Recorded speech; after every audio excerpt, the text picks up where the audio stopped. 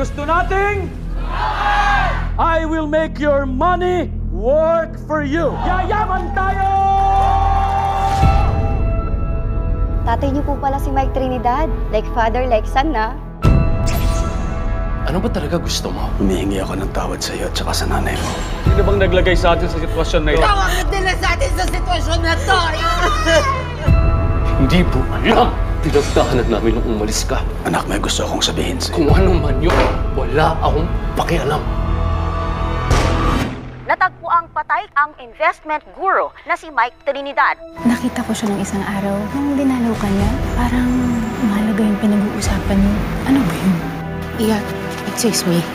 Personal mong kilala ang asawa ko. He is my father. Isang scam ang Yayaman Tayo Investment Fund. Nascam tayo! Pagbabayaran ni Mike Trinidad ang kanyang krimen hanggang sa hukay. Pare, trending ka.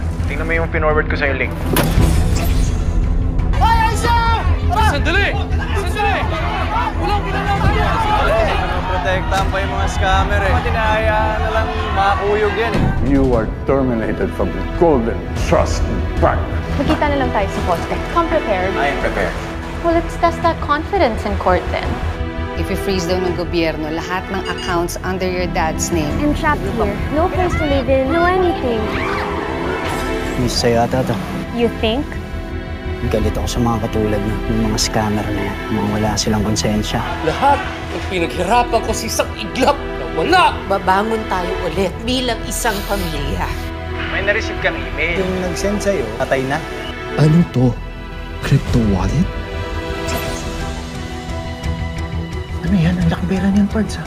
Crypto wallet. Mahigit 32 billion pesos yan. Pag nag-create ka ng isang crypto wallet, kasabay nito mag-generate ang seed phrase nito. Ito ang katumbas ng password. Pag na-access ko ang crypto wallet na to, pwede ko na ibalik sa mga biktima ang perang na scam at matatapos na lahat ng problema ko.